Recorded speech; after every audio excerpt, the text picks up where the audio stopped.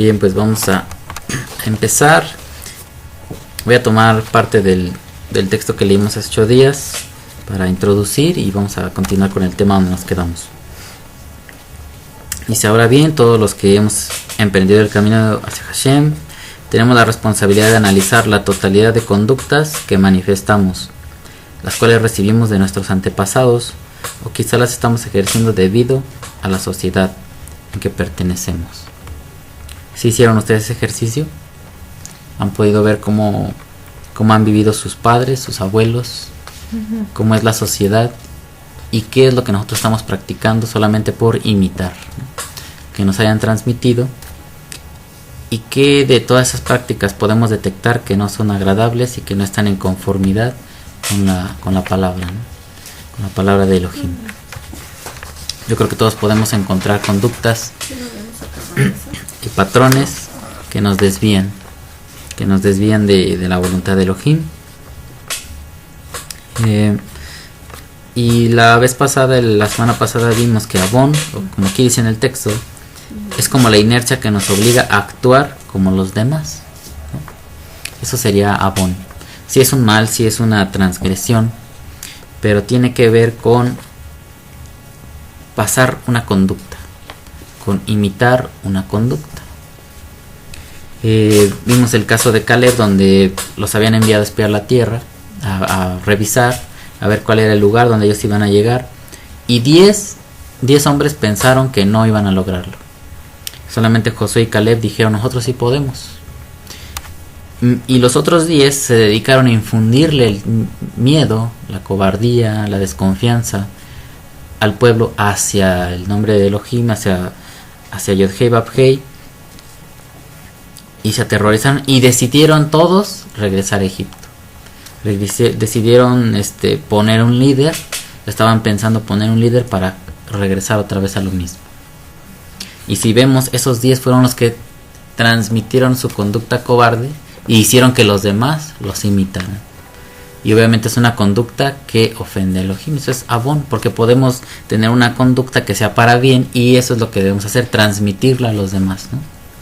Así vemos el ejemplo de Yeshua. Él tuvo una vida limpia, tuvo una vida recta, y lo que él ha sustentado, o lo que él sustentó en su vida, es que los alumnos, que sus discípulos pudieran imitarle, que todo aquel que aspira a ser discípulo va a ser como él, y eso es obviamente para el bien. Pero Avon es seguir a los demás, adoptar una conducta que transgrede, que ofende a Elohim. Eso es Avon. Por eso lo pusimos aquí. Es como la inercia que nos obliga a actuar como los demás. No fue así el caso de Caleb. Dentro de esta misma sección estábamos hablando de Números 14, me parece que era el 14-13. Explica: Beabdi Caleb Ekeb Hayeta Ruach Ajeret, y mi siervo Caleb, porque tuvo Ruach diferente. Y aquí, a través de esto, ya entendemos que es la Ruach la que nos ayuda a desprendernos de esa manera de ver la vida tan simple, de esa manera de estar en el camino, de estar en búsqueda de Elohim, de estar siguiendo sus pasos, si se le puede llamar de esa manera, pero solamente en dependencia del Nefesh, que es lo primero que se afecta cuando nosotros fallamos. Pero vemos que aquí, en cuanto a Caleb, se resalta que su Ruach fue diferente, no como los otros que vivían solamente en el Nefesh. Y ya para ese tiempo habían sido instruidos en muchos mandamientos a través de Moisés, y no los habían entendido. No habían puesto cuidado en lo que manifestaba la enseñanza que ellos recibían, y por eso no pudieron acceder al nivel de la Ruach. En tanto que Josué y Caleb, pues fue notorio, ¿no? Que ellos dijeron: sí podemos, porque si Él nos envía y si nos ha sacado de Egipto y ha hecho destrozos en esa nación, que no puede expulsar a estos enemigos. Mientras que los demás nunca entendieron de qué se trataba el asunto. Pero algo que le molesta a Elohim es no solamente que nosotros no entendamos o que nosotros practiquemos el mal, obviamente eso es ofensivo, pero más le ofende que hagamos que otros nos imiten. Porque ellos iban decididos a convencer al pueblo a que se rebelara en contra de Moisés, que ya no continuaran el camino hacia Canaán y se regresaran, todavía al contrario, ¿no? En vez de avanzar, les iban a influenciar para que retrocedieran. Y esa es una conducta muy ofensiva para Elohim. Bueno, vamos a escribir la palabra Avon para que ustedes la conozcan. La palabra Avon es una letra Ayin, es una letra Vav y es una letra Nun.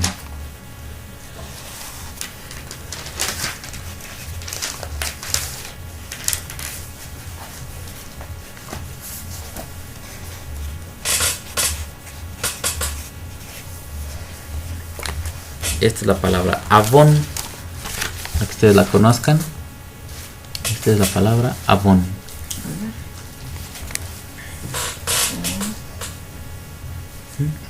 Al final se las doy para que las copien. Si no, pues mientras queda grabada en el video. Esta es la palabra iniquidad. Nos habla de esa falta. Ahora si nos trasladamos, ya habíamos avanzado un poco, dimos una introducción acerca de lo que era santidad, que era apartarse. Y dijimos que esta palabra se puede aplicar pues, primeramente al creador, ¿no? El Kadosh. También se le puede aplicar a un ser humano y también a un objeto material. Cualquiera de estas tres entidades puede decirse que son Kadosh si cumplen ciertos requisitos. Vamos a ver el primer caso en Éxodo 29:37.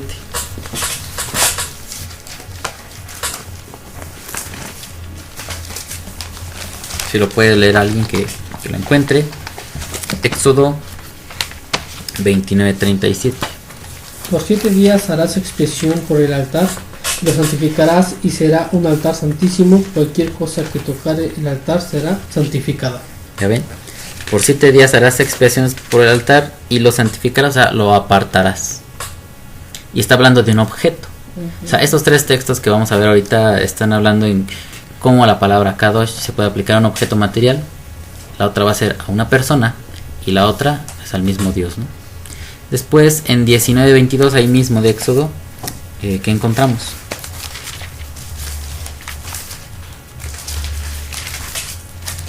Dice: y también que se santifiquen los sacerdotes que se acercan a Jehová, para que Jehová no haga en ellos estrago. Ahora vemos que la misma palabra, que se santifiquen, que tengan Kedushá, es aplicada a unas personas, a un hombre, a hombres, que son en este caso los sacerdotes, los Kohanim. Se santifica. Ajá. Ya la vemos aplicada a una persona. La vez pasada, bueno, el texto anterior era al altar, un objeto. Y ahora vamos a ver Vaikra, que es Levítico 19:2. 19:2 dice así: habla a toda la congregación de los hijos de Israel y diles: santos seréis, porque santo soy yo, Jehová vuestro Dios. Y es donde él introduce que él es santo. Y ya vemos que les dice a ellos: santifíquense ustedes, ustedes están en contacto conmigo, apártense ustedes, porque yo estoy apartado. Así como yo soy apartado, sean ustedes. Y ahora estamos viendo lo mismo. Si Avon habla de imitar una cualidad negativa, ahora vemos que santidad es imitar una cualidad positiva, pero que emerge, que tiene su raíz en Elohim, en Yod-Hei Vav-Hei. Es casi similar. Y bueno, obviamente similar en función, pero obviamente son opuestas, ¿no? Avon es algo malo, algo destructivo, algo que ofende a Elohim, pero Kadosh, es la contraparte. Y ahora sí tiene sentido que interpretemos a través del texto de Job 5, del 1 al 9, cómo es que le pregunta Elifaz a Job: ¿a cuál de los apartados te acercarás tú? ¿No? Si tú ya confesaste, si tú ya identificaste que hay Avon en tu vida, ¿con cuál de los que se apartan te vas a acercar? Obviamente porque es la contraparte de la iniquidad, santificarse. Y mucha gente dice: pues yo voy a pedir consejos con tal hombre, ¿no? Yo me voy a acercar a tal ídolo, me voy a acercar a tal deidad, yo voy a practicar tal disciplina con tal de salir de este problema. Y la pregunta para Job es: ¿a cuál de los Kadoshim, de los que se apartan, vas a recurrir tú? obviamente para eliminar tu avón, tu iniquidad.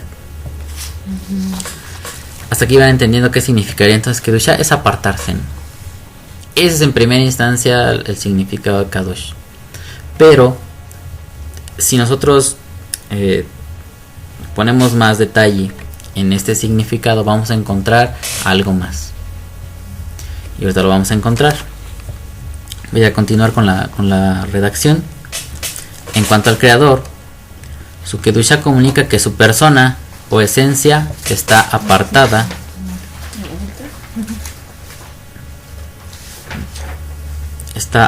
de cualquier influencia desordenada, libre de cambios a causa de factores externos.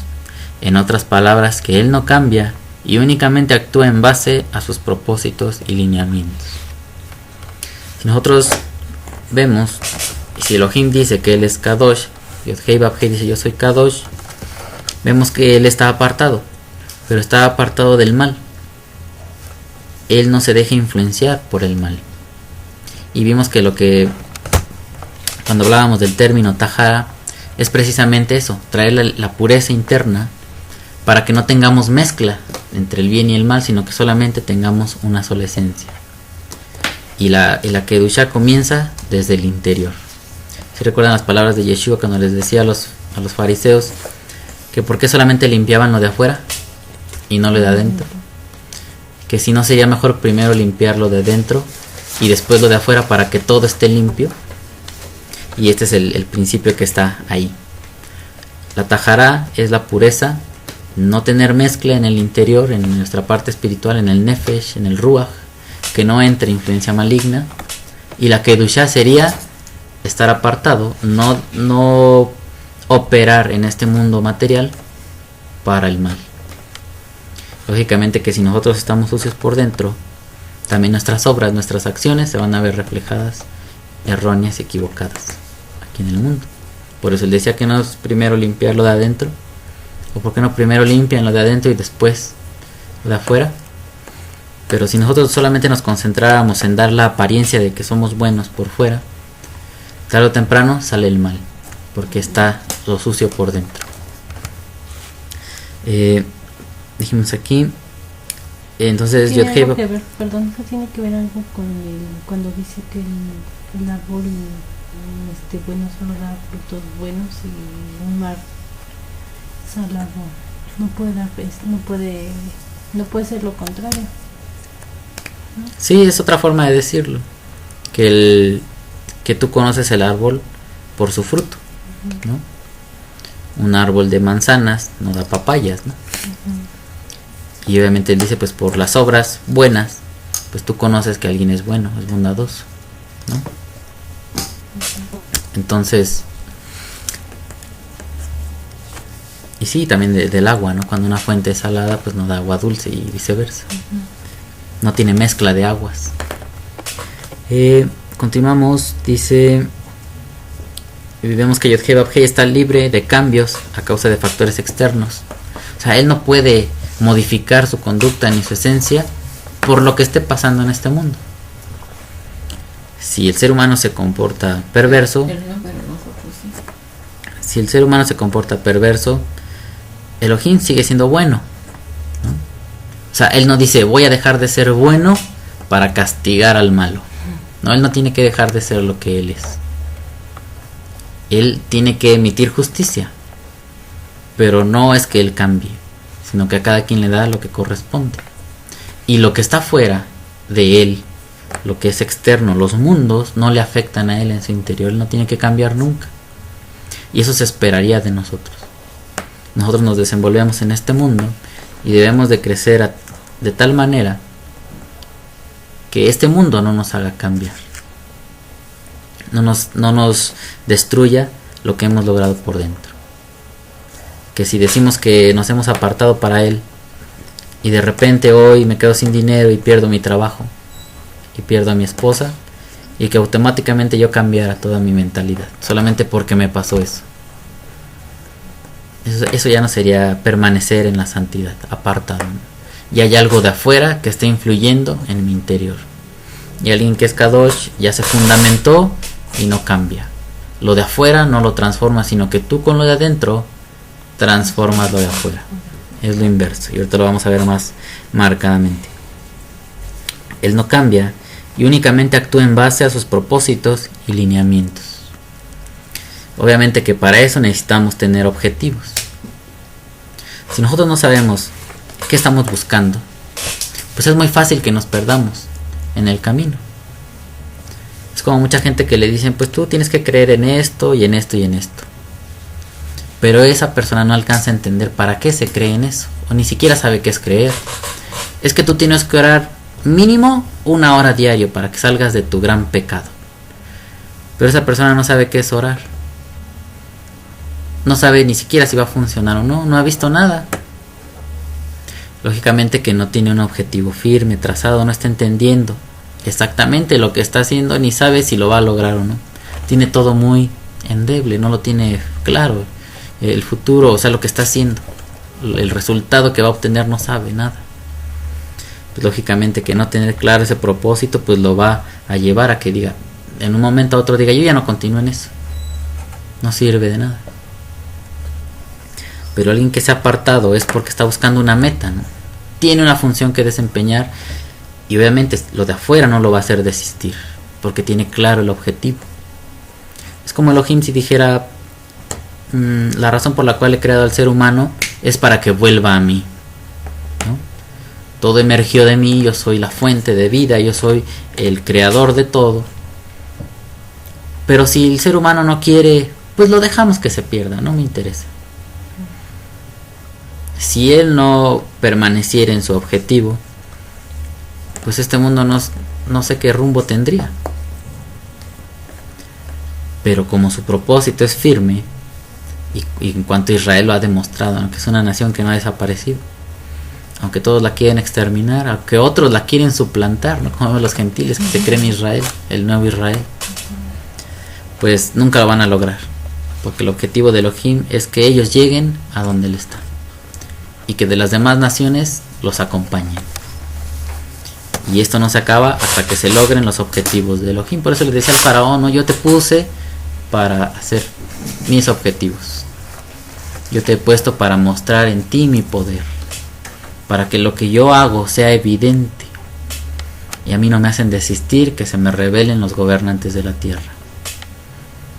Y ahí vemos que por ahí podríamos echar mano de la Sefirá de Netzach, ¿no? Que es la que da la continuidad, la perseverancia, que no nos deja desistir hasta que logramos un objetivo. Podría ser que nuestro objetivo sea para mal, pues cada quien, ¿no? Que decida si va a estar insistiendo en su maldad. Bueno, y por aquí tenemos el texto de Malaquías 3:6. Y ustedes dirán, ¿este texto qué tiene que ver con este tema? ¿Sí lo han leído? ¿Sí saben para qué se usa ese texto? ¿Para qué? Para convencer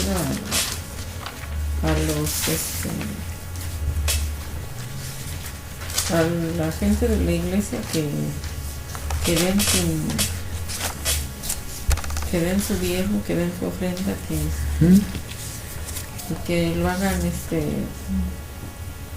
pues de todo corazón, ¿no? Sin dolor. ¿Alguien más? ¿Para qué se usa este texto? Malaquías 3:6.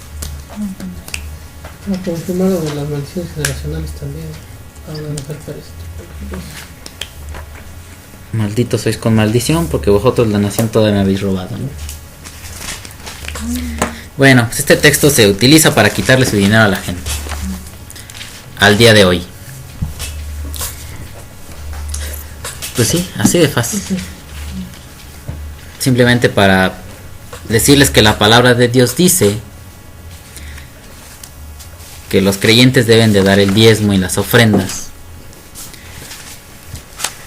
porque si no Dios te maldice, y que debes de traer todos los diezmos al alfolí, o sea, a la casa de Dios, y el que no lo haga pues será maldito. Pero lo que yo no he entendido a lo largo de los años es que ellos dicen que todo lo que venga en la ley de Moisés ya no se debe hacer. que solamente los 10 mandamientos.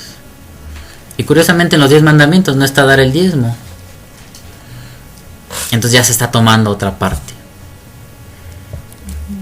Y para conveniencia se tiene que tomar también obviamente Malaquías, porque él habló para su tiempo que llevaran los diezmos y las ofrendas. Maasé es la palabra para diezmo. Y ofrenda, esta aquí es una ofrenda especial, se llama teruma. Esa es la palabra que está detrás de esta traducción donde dice ofrenda. Y bueno, pues, yo creo que todos hemos conocido gente que se dedica pues precisamente a usar estos textos, ¿no? Para quitarle su dinero a la gente. Yo me acordaba en la semana de un señor que se llama Win Myers, un viejecito que siempre lo llevan a las iglesias para robarle su dinero a la gente. Yo me acuerdo que alguna vez en una congregación necesitaban dinero, según para comprar un terreno, y curiosamente después de ciertas semanas llevan a ese señor y les habla del diezmo, les habla de la ofrenda. Y al final pues los convence con muchas historias sorprendentes de que aparece el dinero, de que si tú le das a Dios diezmos, Él te va a dar mucho más, y de que hasta en tus cuentas de banco van a reventar de dinero, y que por qué no dar ahora para que después tú recibas. Total que al final de sus reuniones y de sus enseñanzas juntan ofrendas de 100,000, 150,000 pesos, ¿no? O sea, hacen que la gente se comprometa a dar. ¿Tú cuánto das? No, yo doy 5,000 pesos. El de allá 10,000, no, el de allá 15,000. Acuérdense que esto es para dentro de un mes, y son promesas que le estás haciendo a Jehová para que Él te bendiga y no sé qué tanto. Y después de cierto tiempo se vuelve a necesitar dinero en la iglesia y lo vuelven a llevar para que vuelva a quitarle su dinero a la gente. Y hasta tiene su libro del diezmo y es una cosa así bien impresionante, ¿no?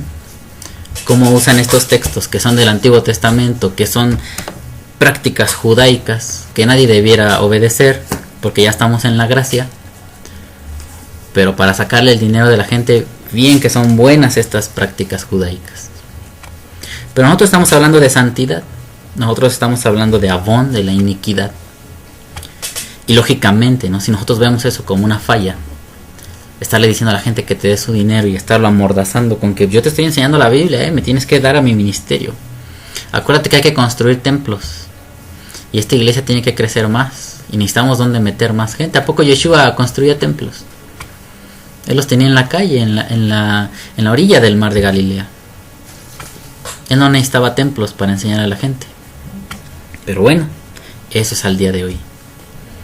Y él tenía más multitudes, sin micrófonos, sin bocinas, sin pantallas, sin computadoras. Tenía más gente que todos ellos. Un solo hombre y sus 12 alumnos. Pero estamos hablando de santidad y de iniquidad. Y nosotros no vamos a imitar esa iniquidad, esa mala práctica, ¿no? Por una parte, arriba en el escenario sí decimos que esto es satánico, ¿no? Las leyes de Moisés son pecaminosas, te guían, te hacen ver pecador. Es para que veas cuán pecador eres. Pero ¿cómo no se ve uno pecador llevándoles el dinero a ellos? Así uno no se ve pecador, ¿verdad? Bueno, ¿cuál era el tiempo de Malaquías? Ya habían reconstruido el templo. Recuerden que habían llevado a los judíos a un exilio. Bueno, Elohim los había sometido a un exilio. Habían venido los babilonios a destruir la ciudad, el país, porque había sido una nación que había perpetuado obviamente la iniquidad.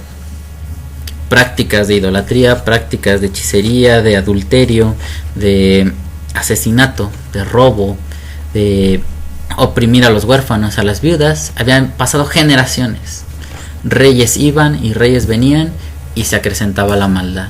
Hasta que Elohim se molesta, se harta de ellos y envía a los babilonios a que destruyan su ciudad. Se los llevan cautivos en una primera ocasión. Después de unos años regresan y vuelven a arrasar lo poco que habían dejado y se vuelven a llevar a más judíos. Viven 70 años en Babilonia, allá sometidos al pueblo babilónico. Y después de esa época regresan.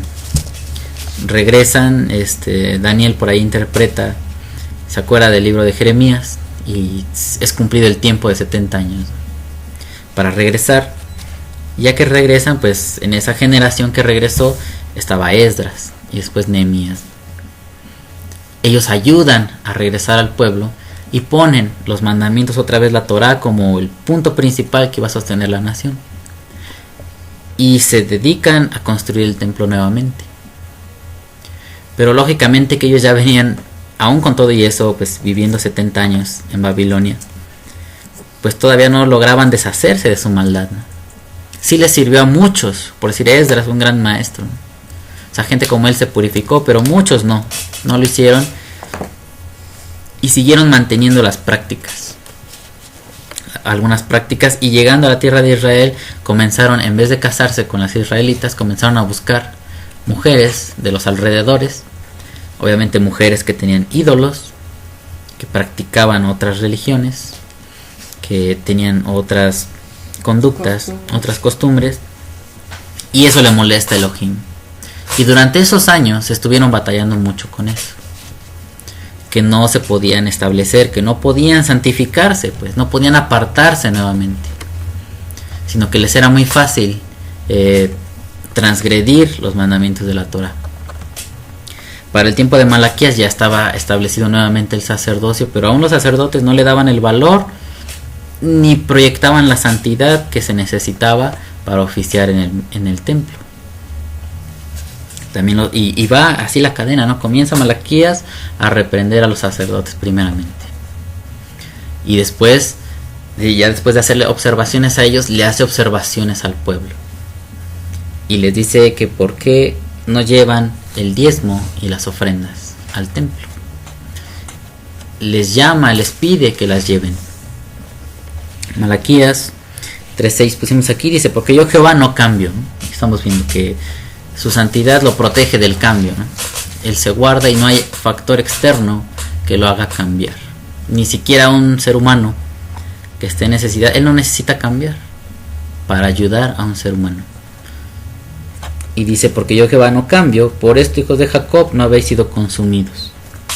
Desde los días de vuestros padres os habéis apartado de mis leyes. Fíjense, les está hablando de generaciones previas, donde ellos activamente habían decidido adoptar la conducta de los padres. Estamos hablando de iniquidad. No le está diciendo porque ustedes como traen cargando una maldición generacional, no dice eso, sino que ustedes, sabiendo lo que hacían sus padres, y ustedes los imitan, ¿no? Desde los días de vuestros padres os habéis apartado de mis leyes. O sea, tanto ellos como ustedes se han apartado de la Torah. Y yo me volveré, y no las guardasteis. Volveos a mí, y yo me volveré a vosotros, ha dicho Jehová de los ejércitos. Mas dijisteis: ¿en qué hemos de volvernos? ¿Robar el hombre a Dios? Pues vosotros me habéis robado. Y dijisteis: ¿en qué te hemos robado? Y dijisteis. Y aquí dice, aquí responde, ¿no? Malaquías, obviamente representando a Elohim: en vuestros diezmos y ofrendas. Y dice: malditos sois con maldición, porque vosotros, la nación toda, me habéis robado. Trae todos los diezmos al alfolí, y hay alimento en mi casa, y probadme ahora en esto. Si nosotros hablamos de santidad, ¿qué tendrá que ver con el diezmo? ¿Y qué tendrá que ver con una ofrenda? Con una ofrenda que dijimos que era terumá. Estamos hablando de santificar. Y si les está hablando que tienen una conducta equivocada, que tiene todavía su raíz en el abón, y obviamente lo que combate la iniquidad es apartarse, ¿no? Es practicar la santidad, la kedusha. Pero esto que tiene que ver con el dinero. Está hablando de dinero. O sea, con el diezmo. Bueno, al día de hoy, con el dinero. Pero si nos transportamos ese tiempo, pues ¿qué eran los diezmos, no? De las cosechas, de los animales, de los ganados, y quizá también dinero, ¿no? A oro, plata, ganancias y ofrendas. Bueno, pues el diezmo sí tenía que ver, pues obviamente, ¿no? Con las cosechas, con los animales. Pero la ofrenda de terumá era una ofrenda que tenía que ver más bien con los granos de la tierra, con las semillas. Eran las ofrendas que acompañaban el holocausto, muchas veces. Después vamos a estudiar a detalle estas cosas. Solamente quiero que quede así un panorama, ¿no? Porque estudiaríamos mucho y no terminaríamos tan fácilmente. O sea, así nos requeriría bastante tiempo para ir a cada uno de los textos donde está la ofrenda de terumá y el maasé, que es el diezmo. Maaserot, dice diezmos, Maaserot y Teruma, ofrenda. Vamos a continuar aquí en el texto, voy a leer una parte y ahorita explicamos. La Kedusha, refiriéndose a personas u objetos, transmite la idea de que estas entidades se apartan de la influencia de este mundo y de obrar en cualquier otra actividad que no represente la voluntad del Creador. La Kedusha consiste no en considerar como malo o perverso todo lo concerniente al mundo material. Como es común en el ambiente religioso, todo es malo. La carne es mala, ciertos alimentos son malos, casarse es malo, viajar es malo, estudiar es malo, y etcétera. ¿Sí han visto a la gente que les dice así? No hagas eso porque eso es del diablo. No, ver una película es satánico. No, escuchar música que no sea religiosa, de alabanzas, es satánico, es del diablo. Te estás volviendo al mundo. No, prender la televisión es del diablo. No prendas tu computadora, es del diablo. No viajes porque mejor dónale ese dinero a los misioneros. Porque eso de andártelo gastando así. Y hay gente que se enferma y habla de esa forma. Ahorita vemos el principio. Kedusha, santidad es apartar. Si nosotros tenemos una ganancia, si nosotros tenemos algo que hemos recibido en base a nuestro trabajo y estamos en una condición como la que tenían ellos en la generación de Malaquías, se está hablando de que tenemos que cortar con ese abón, con esa iniquidad. Y una forma que nos va a ayudar a lograrlo es apartar, ¿no? Comenzar a apartarnos nosotros y también lo que poseemos. Esto nos va a dar el inicio, ¿no? Esto nos va a dar el impulso para comenzar a entender cómo debemos conducir nuestra vida.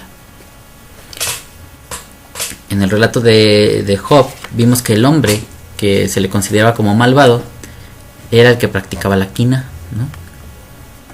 El deseo de adquirir, la avaricia, querer tener.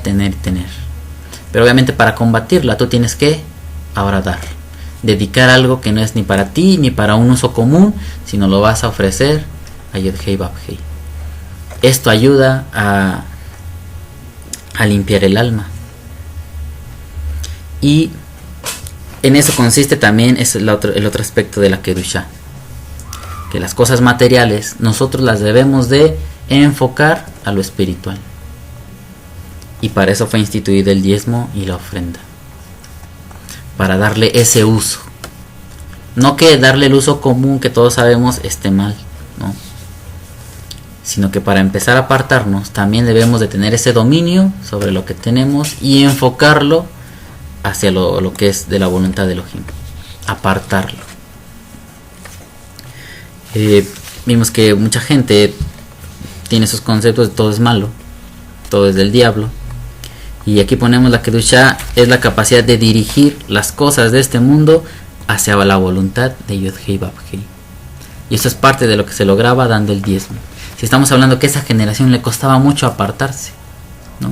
Los propios sacerdotes estando en el templo no lo estaban haciendo bien. Menospreciaban el servicio y decían, ¿qué ganamos con esto, no? ¿Qué de provecho tiene estar aquí en este templo? Pues porque no lo estaban haciendo con santidad. Ni siquiera ellos estaban apartando en su mente, en su ser. Pero eso es en cuanto a ellos. Pero en cuanto al pueblo en general, ellos no podían entrar al templo, pero sí podían adquirir Kedusha, haciendo el esfuerzo de dedicar sus bienes, una parte de sus bienes. Por eso habla de Maaserot, que son los diezmos, y habla de Teruma, una ofrenda para los holocaustos, para lo que iban a trabajar los sacerdotes. Y vemos que es una cadena, ¿no? El sacerdote tiene una función, pero para que él pueda funcionar necesita que tú le suplas los elementos con los cuales él va a trabajar. Entonces, entre los sacerdotes y el pueblo se tiene que armar el culto a Elohim. Ya estaba muy mal y de plano tuvieron que tomar esas medidas para que de cierta forma se empezara. Y funcionando de esa manera, apartándose el sacerdote él en su persona y apartándose el pueblo, supliendo lo necesario para que ellos pudiesen trabajar, todos iban a recibir un beneficio. Todos iban a estar creciendo por dentro, iban a estar elevando su nefesh. Sí, pero enfocándolo en lo santo, a lo santo, Ajá. a lo apartado, a las cosas A lo de apartado. Dios. Y si no tiene ese fin, pues no tiene ningún valor. Y finalmente ya había un templo. Y el afán no era hacer más templos, como ahora, ¿no? Ya hay un templo, pero el afán es hacer muchos templos. Ese no era el problema de ellos. Ya estaba el templo, pero no suplían lo que se necesitaba para adquirir los beneficios, ¿no?, que trae una práctica. Obviamente los sacerdotes tenían que vivir para seguir enseñando la Torah. Pero si ellos no eran el ejemplo de la práctica de la Torah, pues primero tenían que regresar a la Torah. Y el pueblo también tenía que suplir ciertas partes, porque ellos, al hacer la expiación, los holocaustos, pues guardaban las nefesh, guardaban la espiritualidad de toda la nación. Era un círculo, no un ciclo. Y estaba interrumpido. Se interrumpió ese círculo porque ninguna de las dos partes estaba funcionando. Ninguna de las dos partes se estaba santificando en lo que le correspondía, ¿no? No era porque les quisieran robar su dinero. No sé si hasta aquí les queda alguna duda. Es como el año del jubileo. Esa es una festividad que se daba cada cierto tiempo, pero no tiene que ver ahorita con eso, no. Eso habla de cuando se perdonaban las deudas de la gente, el jubileo. Cuando me dijiste que había un cierto tiempo en el que si tenías propiedades, ¿Es eso? sí, es eso. Sí, pero no tiene que ver con los diezmos. Pero bueno, seguimos aquí. La Kedushá es la capacidad de dirigir las cosas de este mundo hacia la voluntad de Yod Hei Vav Hei. Todo lo que hacemos y usamos, proyectarlo hacia los objetivos eternos para los cuales fue hecho todo. Podemos tomar como ejemplo el Mishkan, el tabernáculo. Su construcción y funcionamiento tuvo por objetivo reunir distintos materiales, fíjense: minerales, metales, piedras preciosas, animales, plantas, o sea, granos, ¿no?, para ser utilizados exclusivamente hacia fines eternos. Eso es lo que tenían ellos que restaurar, y eso es lo que estaba buscando Malaquías. Las generaciones previas habían tenido un Mishkan que construir también. O sea, a ellos les tocó construir y edificar, ¿no?, algo. Ya estaba construido el templo, pero las generaciones que siguieron no estaban entendiendo para qué fue construido eso. Y a los israelitas en el desierto les tocó pasar lo mismo. Se tuvo que hacer el diseño del tabernáculo y Moisés les pidió bienes para construirlo. Y abarcó todos los aspectos de lo material. Tenía que ver con pieles de animales, minerales, o sea, metales, para la vestimenta del sacerdote, oro, para las piezas del tabernáculo, plata, cobre, y todos los materiales prácticamente que existen en este planeta fueron dedicados a alguna parte para ese Mishkan. Eso es lo que encierra la santidad. Que nosotros debemos estar en posibilidad de todo dirigirlo a la voluntad de Elohim. Al pueblo le tocaba suplir eso. Por eso se les pide el diezmo. Y los iba a impulsar a caer a la conciencia de que tienen que santificar su vida y sus bienes. Y se les pide un diezmo, no todo el dinero. Ni el diezmo, ni ofrenda, ni cooperación, ni la cuota, ni la multa, ni el viaje, y todos los demás impuestos que le cobran ahora a la gente, que ya no son ni diezmos ni ofrendas, que para pagar la estación de radio, que para pagar el boleto del avión, que para esto, que para el hotel, que para todo, ¿no? ¿Ya cuánto dinero se están llevando? Un buen restaurante. ¿Ya cuánto dinero se están llevando de la gente? Ya ven que es un desorden ahora. Ya no tiene nada que ver con estos tiempos. Esta gente estaba aprendiendo a santificar a Elohim, y lo que hoy día, lo que menos se aprende es santificar a Elohim, nuestras pertenencias. ¿Sí o no? El que estudia tiene que apartar su tiempo, santificar de su tiempo, y no dedicarlo, pues tal vez a su tele, tal vez a su trabajo, tal vez a su familia. No porque la tele sea mala, no porque la familia esté mal, sino que es precisamente eso, santificar, apartar algo que solamente está relacionado con Yod Hei Vav Hei y sus propósitos. No va a entrar en él otra función que no sea esa, cumplir ese objetivo, ese santificar. Por eso había tazones en el templo, ¿recuerdan? Y eran sagrados. No se les debía dar otro uso más que el que tenían en esa parte específica del santuario. Tú dices, es una lata, ¿no? Es un pedazo de fierro, pero estaba apartado para un uso exclusivo. Eso es santificar, ¿no? ¿Ya va quedando claro? Vimos del Mishkan, dice, todo esto que acabamos de citar, ¿qué relación puede tener con el mensaje de Elifaz? Recordemos que el texto nos informa acerca de un hombre dominado por la quina, la envidia, la avaricia. Esta conducta está regida por un deseo incontrolable de poseer objetos materiales con la finalidad de satisfacer las expectativas personales y nunca las de orden espiritual. ¿Ustedes conocen gente avariciosa?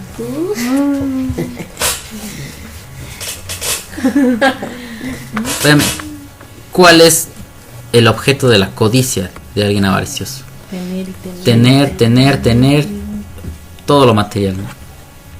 Y aunque ya tiene, quiere más. Y lo que no es de él, lo que es de otro, también quiere lo del otro, ¿no? Y la codicia. Hasta, digamos, el hombre que se casan y sale el otro y codicia a su mujer. Y hay muchos que no descansan hasta que se la quitan, ¿no? Un ejemplo, David, ¿no? Codició a la mujer de su prójimo y no descansó hasta que lo mató y la tomó, ¿no? Es más, primero la tomó y después lo mandó a matar. Pero claro, le costó, ¿no? Obviamente sí tuvo su retribución, ¿no? Murió el bebé.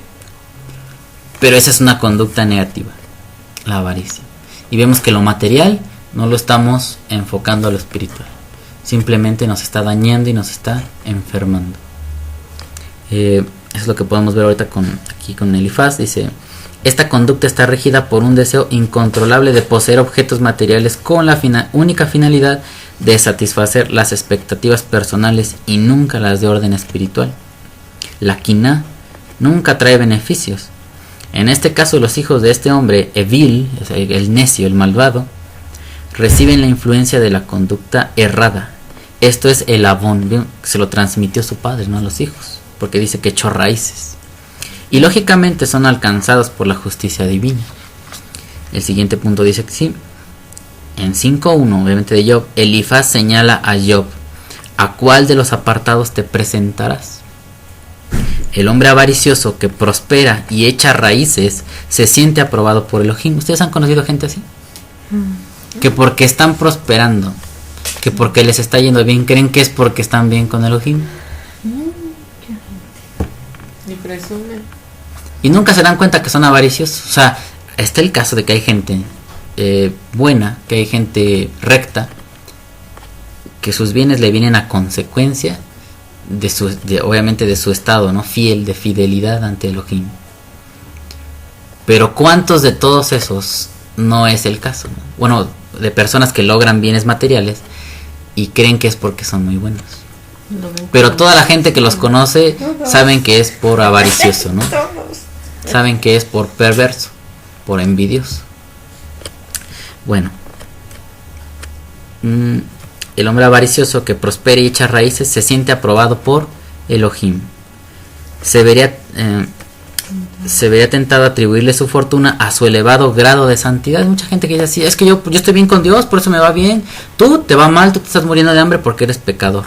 Yo hago esto, yo hago lo otro. No, y yo con mi dinero, yo ayudo a la gente. Pero nunca te dicen que oprime a su trabajador, ¿verdad? Nunca dicen eso. Que le quita al trabajador para darles a otro. O nunca dice que en vez de dárselo a su familia, a su esposa, se lo anda dando y repartiendo el dinero a otros, pero a su familia no le da. Eso también es una conducta equivocada, porque primero es su familia y después los demás. Pero bueno, esa es su recompensa, ¿no? Y desde luego, cualquiera pensaría en recurrir a un santo avaricioso, ¿no? Al que la vida le sonríe para pedirle un consejo. ¿Y cuánta gente va con esos, no? Me está yendo mal, y no veo la mía, lo estoy pasando muy mal, mira, Dios está contra mí. ¿Tú cómo le haces para que te vaya tan bien? ¿Y qué le va a decir el santo avaricioso? No, sé como yo, mira, los negocios son así. Y le va a empezar a transmitir su avaricia, ¿no? Por eso le preguntaba a Elifaz: ¿tú a cuál de los Kedoshim vas a ir? Las palabras de Elifaz nos ayudan a salir de esta mentalidad tan errada del concepto de Kedusha. Y vemos, hasta aquí Elifaz estaba hablando del hombre avaricioso. Y terminando esta sección, que es me parece que es en el verso 7. 5, 7. Ahora vamos a ver aquí en Job. Déjenme lo reviso. No recuerdo si es 7 o 9.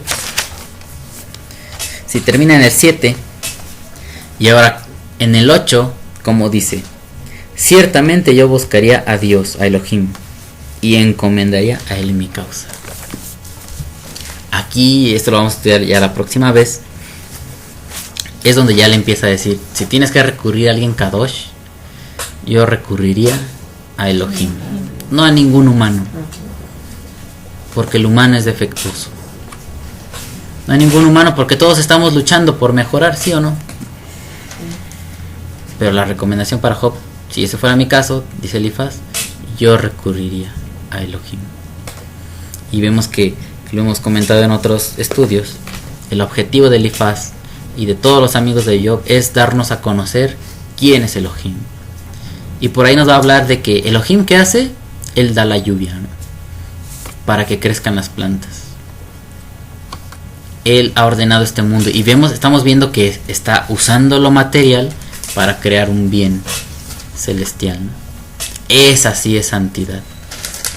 Por eso lo pone de ejemplo a él. ¿Vas a buscar a alguien Kadosh? Busca a Elohim, porque él todo el uso que le da a lo material es para un fin eterno. Él es el único que lo hace a la perfección. Los demás humanos, todos fallamos. Mejor recurre a él. Y es el mismo consejo para nosotros, pero ya después lo vamos a ver en detalle. Las maravillas, dice, él hace maravillas que no se pueden contar. Eso también es santidad. Y esa es la santidad de Elohim, que hace maravillas que no se pueden contar. Y obviamente esas maravillas están reflejadas en el mundo material porque él les da un uso elevado. Y Yeshua, ¿qué hacía, no? Maravillas, señales, milagros. Porque toda su enseñanza, toda su obra, todos sus discursos estaban apuntados a un fin elevado. ¿Ustedes alguna vez vieron a Yeshua pidiendo diezmos y ofrendas? ¿Ven cómo es absurdo que alguien que diga que es su alumno ande pidiendo dinero? ¿No? Eliseo, ¿no? En otro caso de Eliseo, ¿no? Cuando va al rey le pide que lo sane, ¿no? Y le quiere dar dinero. Sí, y quédate tu dinero, ¿no? Cuando alguien es que me sanó. ¿Por qué no imitan ellos? Eso es lo triste de. ¿Por qué no imitan al que rechazó el dinero? Eso es lo triste. Shaul también decía: yo predico el evangelio gratuitamente. Esta es mi gloria. Uno como apóstol tiene derecho a un salario, ¿no? A una compensación, porque no pondrás bozal al güey que trilla. Pero yo rebaso la Torah, ¿no? Y eso es lo que hemos estado hablando. Alguien que está en Ruach no va a estar exigiendo cosas que la Torah te digan, las va a rebasar. Y dice: yo hago el evangelio gratuito, yo te doy lo que tengo. Tú das a cambio de dinero porque no tienes. Yo te doy de lo mucho que tengo. Por eso decía Pedro, ¿no? No tengo plata ni oro, pero lo que tengo te lo doy. Y eso es lo que hoy no es posible. Yo te enseño, yo oro por ti, yo te traigo aquí a mi centro de convenciones y de espectáculos, pero tú me das tu dinero, ¿no? Aquí tienes una banca bonita, aquí tienes luces, acá hay baños, aquí hay estos servicios, y tú nos dejas tu diezmo, tus ofrendas, tu cooperación, tú para el aniversario, para esto y para el otro y para el otro y para el otro, y así te hacen la lista larga, ¿no? Eso te venden la palabra de Elohim. Eso no es santidad, eso es avaricia, ¿no? Usar la fe de la gente, la inocencia, la necesidad, aprovecharse de que están necesitados para entrarles ahí con su dinero. Dánoslo, ¿no? ¿Qué opinan? Creo que sería bueno. Triste, ¿no? Sí, Bien triste. sería bueno abarcar eso del diezmo, ¿no? Como para abarcarlo, para como que tener una mayor idea acerca de esto. Porque muchas se toca el tema y está bien, pero yo creo que sí sería muy bueno. Mejor algo rápido, no meternos tanto, pero sí meternos algo para Que ese es el tema central, ¿no? Sí. El diezmo.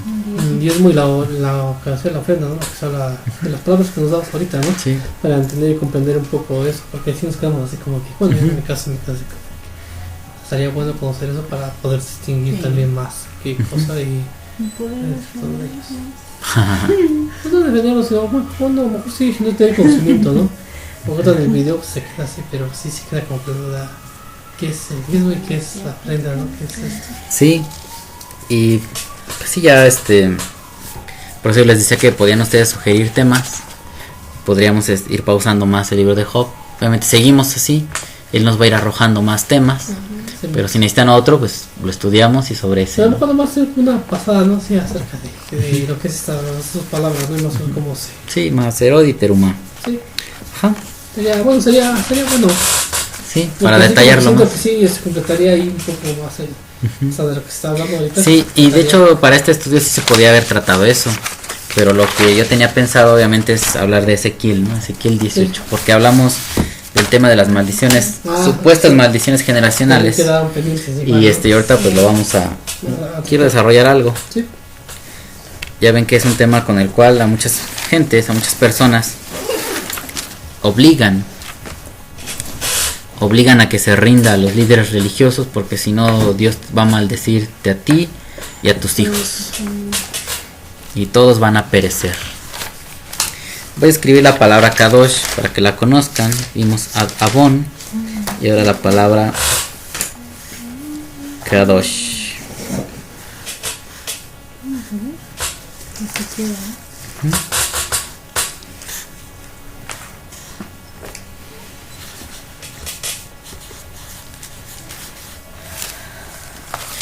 Esta sería la palabra Kadosh.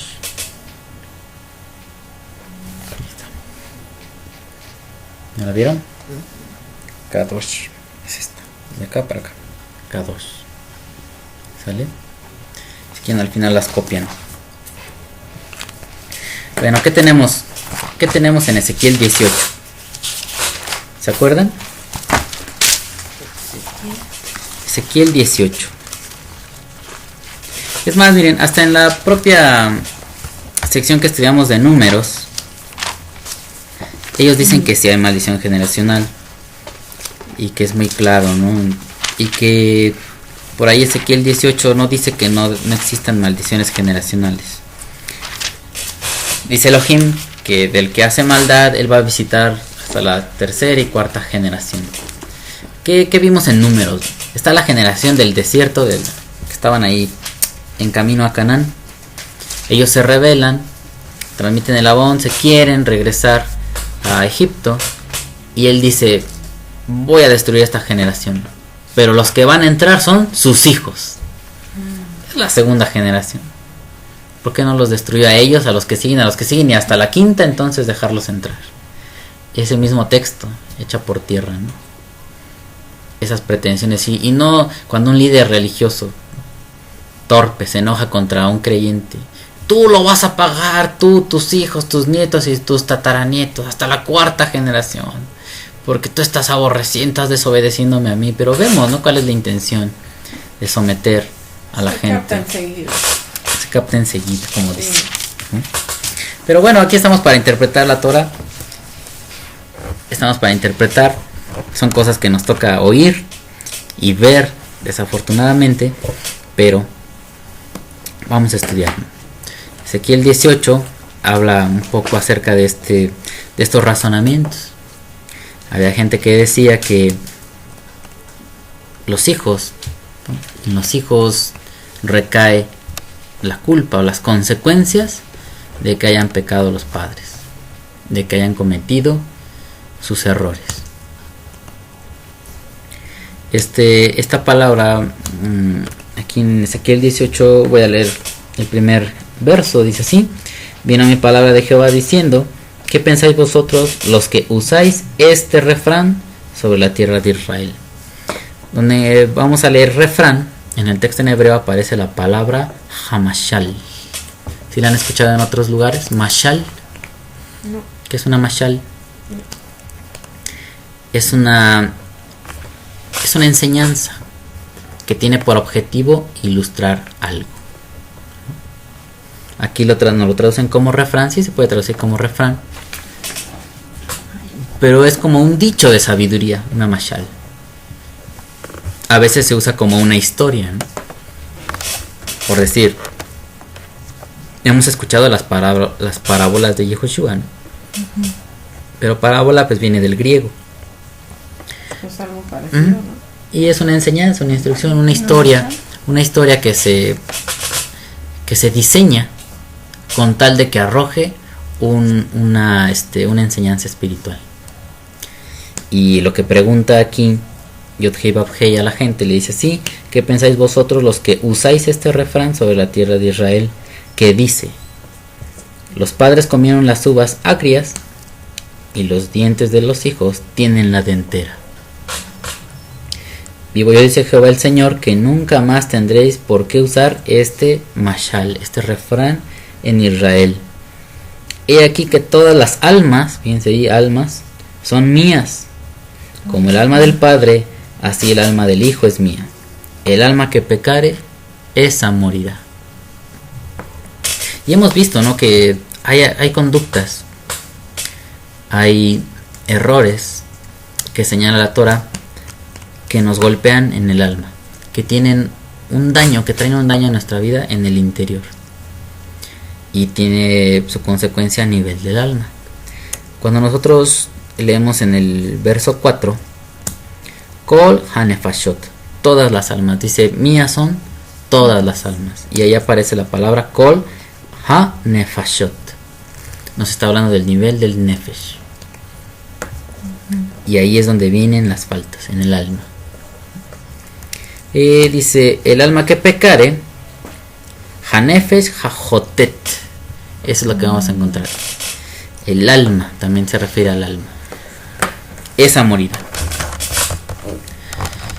Y lógicamente, ¿no?, que muchos habrán entendido eso. A veces es muy fácil que si a mí me va mal, yo no quiera aceptar mi responsabilidad, de la responsabilidad que traen mis actos. Y es muy fácil que yo quisiera, o sería muy fácil que yo quiera, escudarme en que mis padres hicieron lo malo y por eso yo también tengo que actuar mal, ¿no? Pero eso vemos que eso no tiene sentido delante de Elohim. Eso no justifica a ningún ser humano para hacer lo malo. Otros podrían decir: yo estoy sufriendo las consecuencias del pecado de mis papás. Yo nací en esta familia, no les importó que yo fuera un niño, que estuviera pequeño aún, y decidieron separarse, hacer su vida. Es más, hasta me abandonaron en un lugar, y por causa de sus males yo crecí solo, deprimido, abandonado, fui violado, fui esto, me pasó esto y lo otro, y yo tengo que recibir la consecuencia de sus maldades, ¿no? Posiblemente muchos hayan hecho esa pregunta. Pero si no quieren, ¿no? Obviamente que en ese estado, por decir lo que citábamos ahorita, un niño pequeño queda expuesto, ¿no?, a que se lo trague el mundo, si los padres actúan así. Pero en este caso no entenderíamos que obviamente el niño hizo algo malo.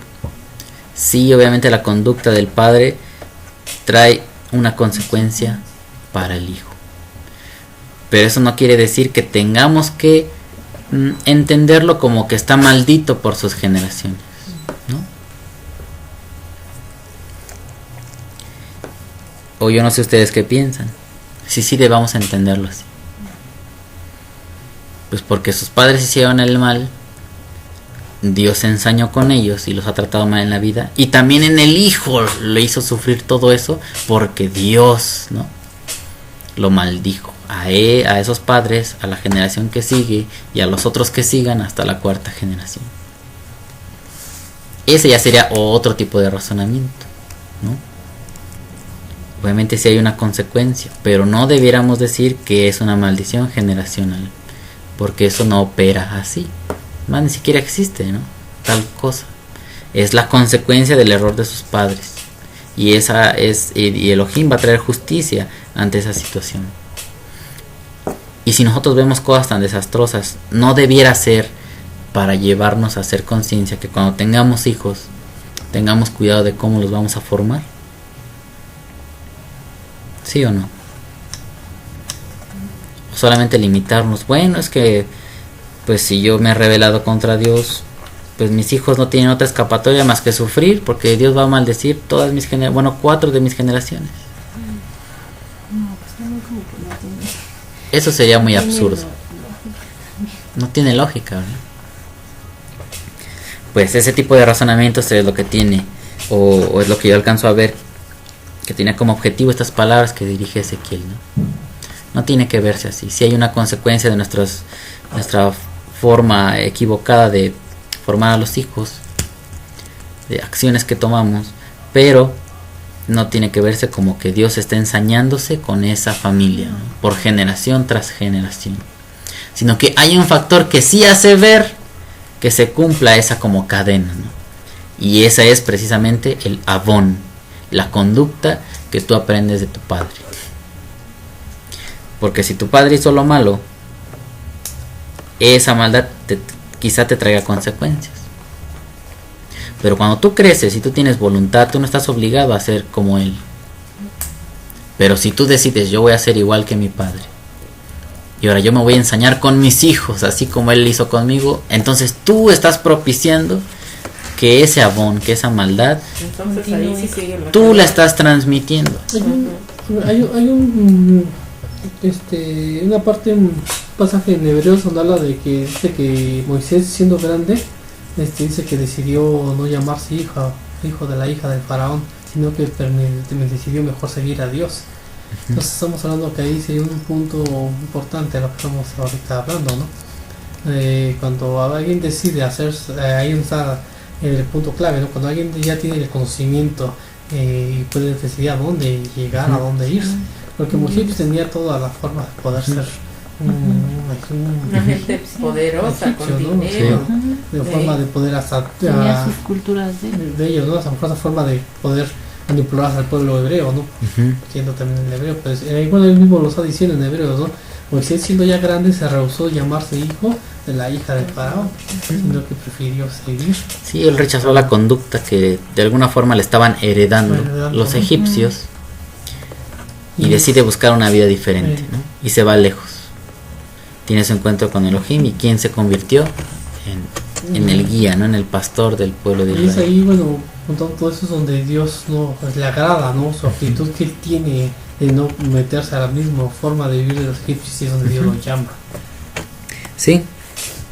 En el texto 9, igual de Ezequiel 18, vemos, dice, en mis ordenanzas, bueno, vamos a leer todo desde el 5, nos quedamos ahí. Y el hombre que fuere justo e hiciere según el derecho y la justicia, que no comiere sobre los montes, ni alzare sus ojos a los ídolos de la casa de Israel, ni violare a la mujer de su prójimo, ni se llegare a mujer menstruosa, ni oprimiera a ninguno, que al deudor devolviere su prenda, que no cometiera robo, y que diere de su pan al hambriento y cubriera al desnudo con vestido, que no prestare a interés ni tomare usura, que de la maldad retrajere su mano, e hiciere juicio verdadero entre hombre y hombre, en mis ordenanzas caminare y guardare mis decretos, para hacer rectamente, este es justo, este vivirá, dice Jehová. Pero todo lo que nos está aquí hablando de este tipo de conductas son conductas que se aprenden de otro. No nos está hablando del caso de que cuando ocurre una desgracia, ¿no? Y el hijo queda expuesto, una persona queda expuesta, obviamente es difícil tratar esos casos, ¿no? Que un niño queda huérfano, o que la mamá muere y tiene al papá, o que los dos papás están juntos pero tienen tantos problemas que el niño crece lastimado, ¿no? De ver tanto mal en su familia. Pero aquí está hablando no de ese caso en sí, está hablando de conductas que se ven que otros practican y que él las decida practicarlas o no. Y es lo que estamos hablando de Avón. Avón es iniquidad, es imitar una práctica que detesta Elohim, y él está aquí dando varios ejemplos, ¿no? Dice en el 9, en mis ordenanzas camina. O sea, si este hombre camina en sus ordenanzas y guarda sus decretos para hacer rectamente, este es justo, este vivirá, dice Jehová. Entonces en el 9, donde dice que sea un observante de la equidad, es un mishpati shomer. Mishpati, ya sabemos que los mishpatim son los mandamientos, son sentencias de equidad, de equilibrio, de balance. Y shomer significa alguien que observa, alguien que las practica. Bueno, pues ese que es shomer del mishpat, de los mandamientos, de lo que es recto y justo, ese vive. Dice, la Asot Emet también va a aparecer en ese mismo texto que dice para hacerlos con fidelidad. Ya vimos que estamos en el mundo de Asia, donde se hace, y aquí aparece la palabra Asot, la Asot Emet, que los hace con fidelidad, con verdad, con firmeza. Y dice Tzadik Hu, justo es ese hombre. Si recuerdan que la semana pasada dijimos, bueno, vimos ahí en el texto que cuando intercedía Moisés, ¿no? Cuando oraba por el pueblo, estaba analizando la conducta de ellos y decía, perdónalos, ¿no? Estaba intercediendo por ellos para que no los castigara como se merecían. Y decía que Elohim, que levanta la iniquidad. ¿Cómo se levanta la iniquidad? Preguntaríamos ahora. Pues obviamente practicando las sentencias de justicia, de equidad. Esa es la forma de levantar la iniquidad. Ya vimos que es un impulso, una inercia, ¿no? Que siempre el padre tiene una forma de ser, la madre, y cualquiera de los hijos se va a ver influido automáticamente a ser como cualquiera de los dos. Pues levantarle, estamos hablando de los sucesos malos, ¿no? También hay prácticas buenas en todas las familias, también todas las familias tienen algo bueno que transmitir, pero estamos hablando de lo malo. Y siempre los hijos escogen ciertas prácticas que imitar de los antepasados, de los primos, de los tíos, de los amigos, de la sociedad. Pues levantar la iniquidad significaría eso, ¿no? Se levanta, se interrumpe, se quita de encima de ti cuando tú practicas la equidad. Cuando ya no te vas a ir a la voz del pueblo. Aunque todos estén mal, pero como son muchos, tienes que ir con ellos. Es que luego nos vamos a la voz del pueblo. ¿No? Vamos, porque es que toda mi familia practica la idolatría, pues yo también tengo que ir. A donde hay más gente, allá nos vamos. Es que eso es lo que me enseñaron mis padres, ¿no? Esa es la excusa de decir, yo quiero tener mi iniquidad y yo la defiendo, ¿no? Si mis padres son dados a pedir préstamos, ¿no? Digamos, otra conducta, y que manejar su vida siempre a través de pedir dinero prestado, usar dinero que no es nuestro, así debemos actuar también nosotros, ¿no? ¿Verdad que no? ¿Qué otras conductas se les vienen a la mente? Aquí nos menciona varias. Dice que no comiere sobre los montes ni alzar los ojos a los ídolos, idolatría, ¿no? Que no violar a la mujer de su prójimo, eso es muy común, ¿no? Mi padre es mujeriego, yo también voy a hacerlo. Si él le funcionó, ¿por qué a mí no? Y vemos que hay familias, hay hombres que tienen 2, 3 familias. ¿Y cómo crecen esos hijos, no? Es muy difícil. Un hombre que llega a tener 2, 3, o sea, más de una familia, sus hijos no puedes decir que crecieron tan bien como debieran, ¿no? No, porque tuvieron que compartir a su padre. Y ver otra clase de situaciones, ¿no? Que implica eso. Por eso dice aquí que no violar a la mujer de su prójimo, ni se llegara a mujer menstruosa. Eran prácticas también que había en la antigüedad, ¿no? Que no se respetaban los días en que la mujer estaba en su periodo. Y obviamente eso tal vez no le venga a uno a la mente por sí mismo. Fíjense, todas estas prácticas son de imitarse. Alguien es idólatra porque ve a otro que es idólatra. Pero si una persona nunca viera a alguien idolatrar, ¿sentiría el deseo de idolatrar? ¿No? ¿Verdad que no? Bueno, si no oprimiera a ninguno, que al deudor devolviere su prenda, que no cometiera robo, es lo mismo, ¿no? Y aquí en nuestro país, ¿qué vemos? Hay mucho ladrón. México es una nación que te catalogan como vas a México y a ver qué te roban, ¿no? Sales a la calle y a ver qué te quitan. ¿Y qué es lo que hace que se incremente el robo acá? Es que se enseña de familias Pues lógicamente que ves a otros que roban, que sin esfuerzos obtienen las cosas, tienen que comer. Si a ti te cuesta comprar un carro del año 200,000, 300,000 pesos, trabajar 3, 4 años, pero alguien que se lo roba en 5, 10 minutos ya tiene carro del año, ¿no? Y sobre todo aquí el defecto de la justicia, que nunca se castiga como debe, Eso es lo que propicia todavía más que se imite el robo. Que en vez de preferir estudiar una carrera de ganar el dinero honradamente, se prefiera, pues no te pasa nada, al rato te sueltan. Robar es una opción ahora, pero eso es porque el ser humano no es capaz de juzgar eso con justicia, ¿no? Y si hay alguien que te enseñe cómo robes mejor, y si te meten al reclusorio y ahí encuentras a toda la bola de rateros, asesinos y secuestradores, pues cuando sales del reclusorio ya tienes más iniquidad, ¿no? Ya te compartieron más tácticas de cómo robar. Y, ya hasta tienes doctorado, ¿no? Maestría en robo calificado. ¿No? Bueno, dice que no prestar interés ni tomar usura, y vemos que esa es otra de las iniquidades de este país, ¿no?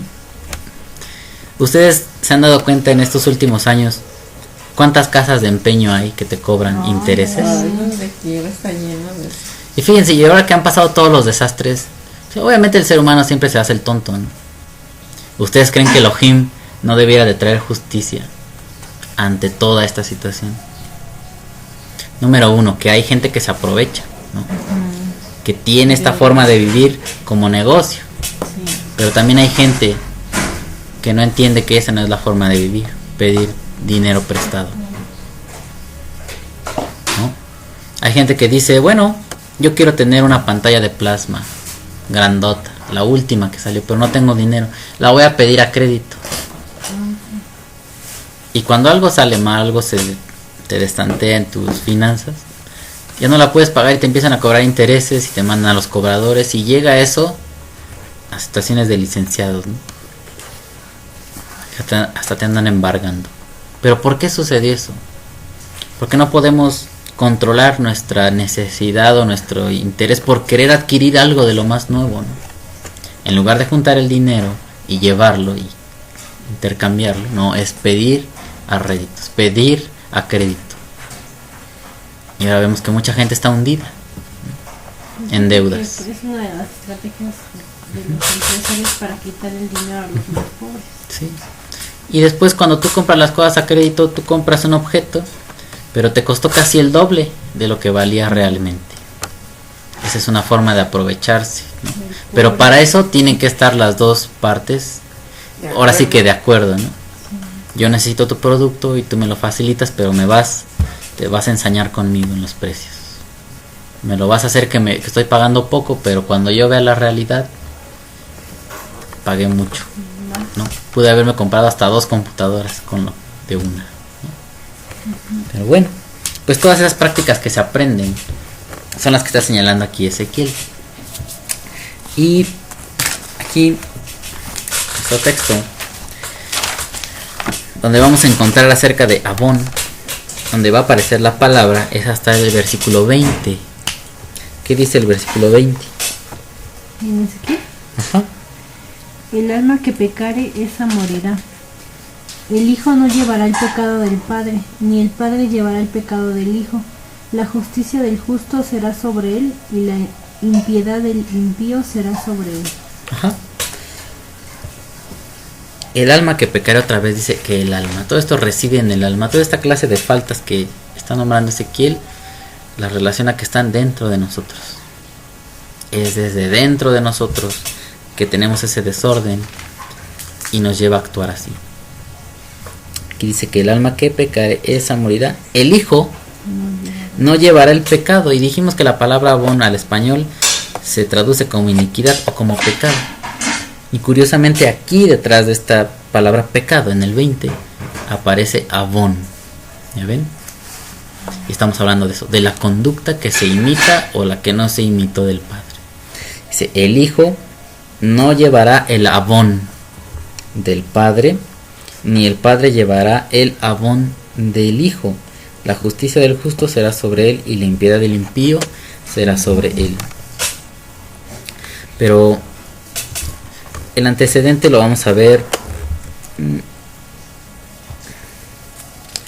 por acá.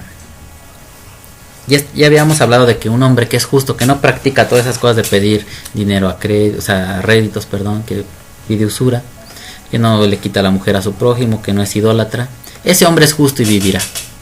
Pero si ese hombre justo engendra un hijo malvado, y aquí vamos a ver el caso en el 14, dice, pero si este hombre bueno, engendrare hijo al cual viere todos los pecados que su padre hizo, y viéndolos no hiciere según ellos, no comiere sobre los montes, ni alzare sus ojos a los ídolos de la casa de Israel, la mujer de su prójimo no violare, ni oprimiere a nadie, la prenda no retuviere, ni cometiere robos, al hambriento diere de su pan, y cubriere con vestido al desnudo, apartare su mano del pobre, interés y usura no recibiere, guardare mis decretos y anduviere en mis ordenanzas, este no morirá por la maldad de su padre, de cierto vivirá. Bueno, este es el otro caso. Ya tuvo un padre del cual aprender lo malo, ¿no? Y si el hijo continúa en lo mismo, pues él muere, ¿no? Y es tratar de separar esta situación, ¿no? Está el padre bueno, pero si ese padre bueno engendra un hijo que no practique el bien que él le enseñó, ese hijo va a recibir su mal. Y después va a estar el caso de que el padre que es malo y su hijo no le va a imitar en su conducta, ¿por qué tendría él que ser castigado? Aquí en esta sección vamos a encontrar y nos va a decir que no va a ser castigado, ¿no? Ese hijo merece vivir porque no practicó el abón, la conducta que le quiso transmitir su padre, ¿no? En el texto 20 vamos a encontrar, dice, venlo, y el hijo no, yisha, tendrá, va-abón, la iniquidad, ha'ab, del padre. Y aquí es donde vamos a ver la palabra va-abón, en el 20. No dice het, como es la otra forma de pecado, no que es cometer un error, sino que está hablando de la conducta transmitida por el padre. Ahora, no sé si aquí se revolvieron un poco, o está claro, ¿no? No, está bien. ¿Está bien? Ujú. Bueno, un ejemplo de iniquidad. ¿Se acuerdan de Abraham? Cuando él buscó esposa para Isaac, ¿qué le dijo a su siervo?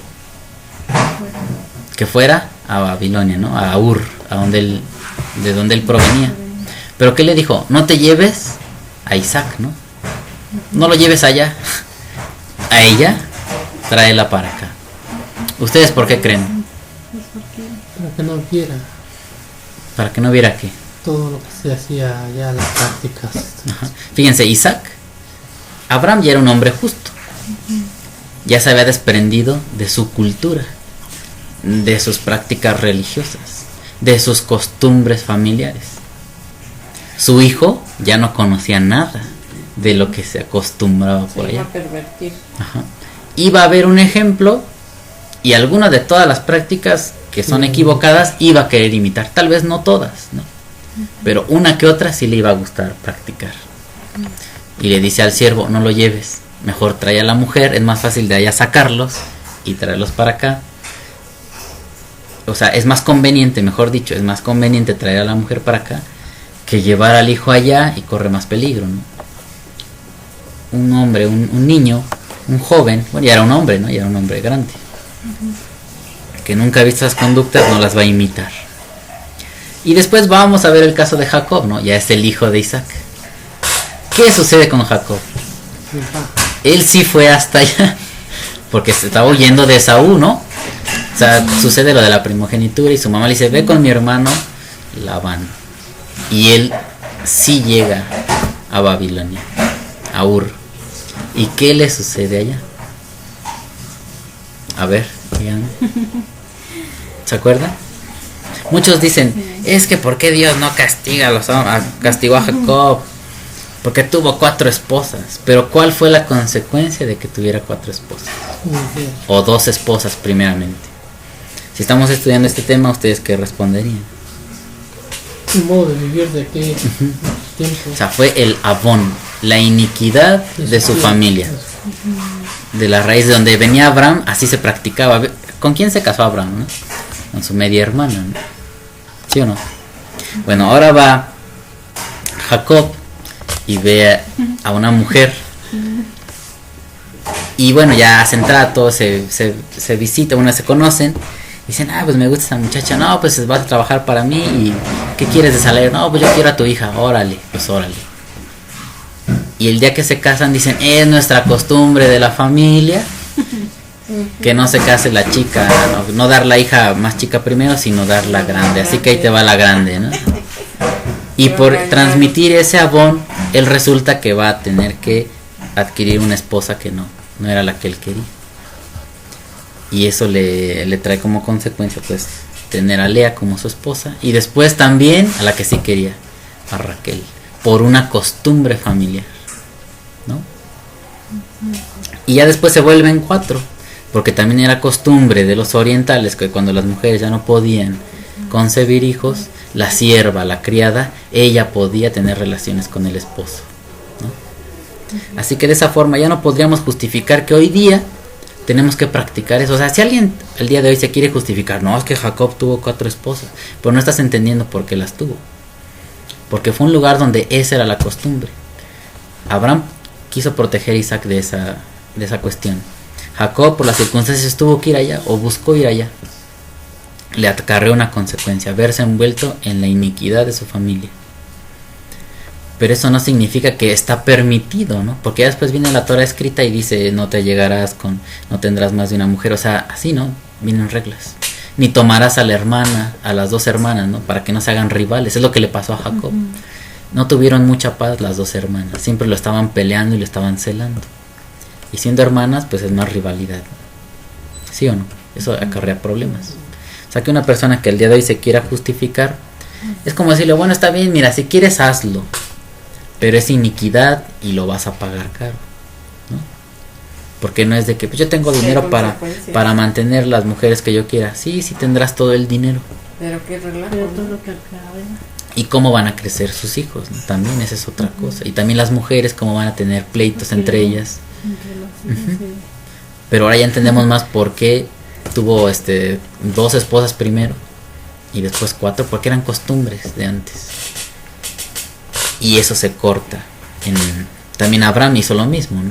No podía concebir Sara y pues llégate a mi sierva, ¿no? Pero era lo equivocado. O sea, sí, ese hombre, ese varón que nació, que fue Ismael, tuvo una bendición, Elohim lo reconoció, pero esa no es la forma de vivir, ¿no? Pero eso tiene que ver con las raíces de iniquidad. Y al día de hoy eso no se practica. ¿Cómo ven de ese tema? Eso lo quise enfocar, bueno, ya como final, ¿no? Este tema que estamos hablando de la iniquidad, para que podamos entenderlo mejor. Espero haberlo logrado. Y si no, pues ustedes pueden hacer preguntas para que aprendamos más. ¿Cómo ven? Está Está entendible. ¿Sí?